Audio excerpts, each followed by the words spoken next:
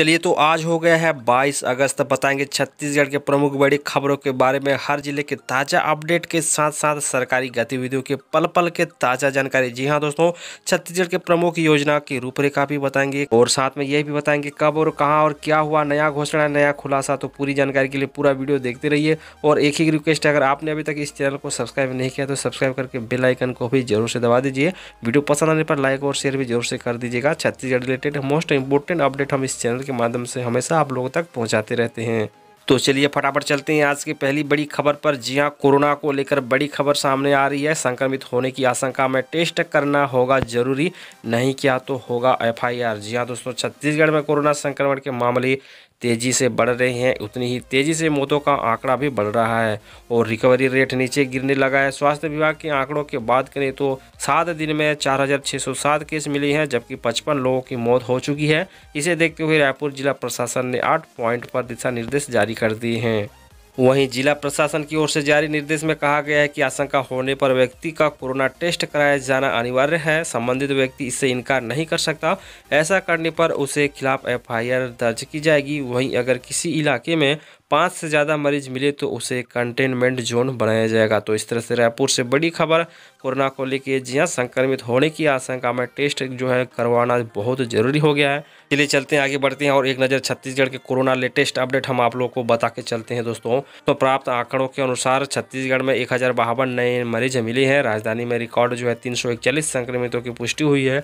दूसरी ओर रिकॉर्ड 554 मरीजों को डिस्चार्ज भी किया गया है। रायपुर में 3 समेत 8 कोरोना मरीजों की मौत भी हुई है। राजधानी में मृतकों की संख्या 93 और प्रदेश में कोरोना से मृतकों की जो संख्या है 173 है। प्रदेश में मरीजों की संख्या 18,637 पहुंच चुकी है। एक्टिव केस जहां तक है 6,726 है, जबकि इलाज के बाद 11,739 मरीज स्वस्थ हो चुकी हैं। प्रदेश में लगातार मरीज मिलने के कारण रिकवरी दर गिर गई है। रायपुर में जहां मरीजों के स्वस्थ होने की दर 57% है। तो इस तरह से छत्तीसगढ़ कोरोना अपडेट हमने आप लोगों को बताई।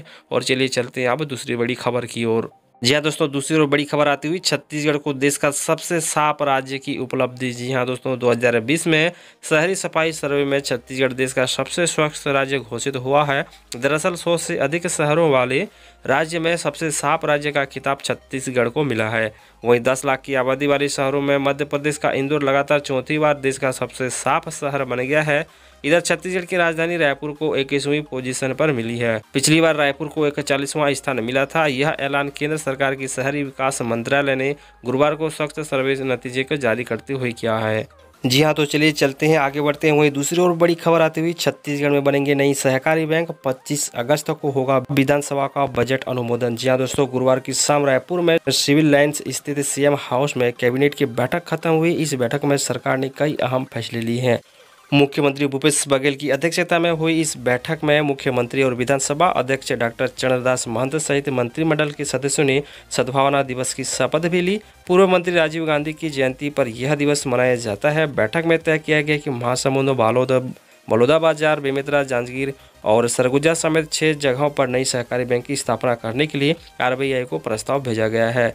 वहीं बस्तर विश्वविद्यालय अब शहीद महेंद्र कर्मा के नाम से जाना जाएगा। तो छत्तीसगढ़ कैबिनेट में इस तरह से नए फैसले लिए गए हैं। आपको कैसा लगा, नीचे अपना विचार जरूर से रखिएगा। जी हाँ, 10वीं 12वीं की पुनर्मूल्यांकन और पुनर्गणना के रिजल्ट अगले महीने होंगे जारी। 23,000 आए आवेदन। जी हाँ दोस्तों, छत्तीसगढ़ बोर्ड के तहत 10वीं 12वीं पुनर्मूल्यांकन एवं पुनर्गणना के नतीजे अगले महीने जारी करने की संभावना है। कापियों का दोबारा मूल्यांकन शुरू हो गया है। इस बार करीब 23,000 से अधिक छात्रों ने रिवेल व रिटोटलिंग के लिए आवेदन किया है। शिक्षाविदों का कहना है कि कई छात्र ने एक साथ 2 कॉपियों के लिए आवेदन भी किए हैं। इस तरह के करीब 50,000 से अधिक कॉपियों दोबारा मूल्यांकन होगा। कई कॉपियों से मिले नंबरों को दोबारा जांच की जाएगी।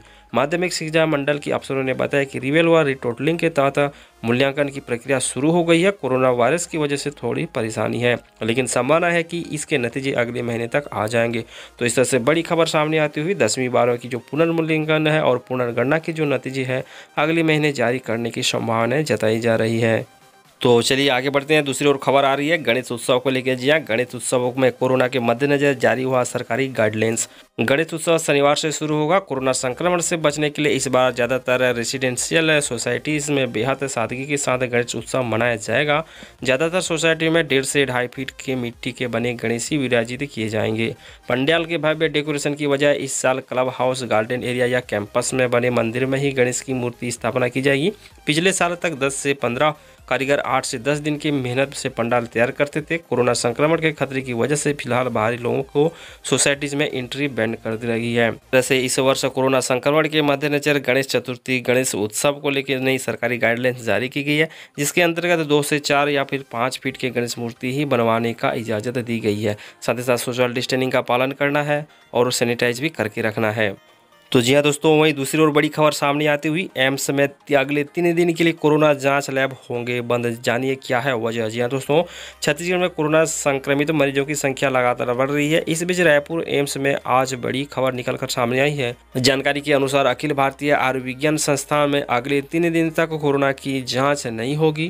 दरअसल डिसइंफेक्शन के चलते कोरोना की जांच अगले 3 दिन तक नहीं करने का फैसला लिया गया है।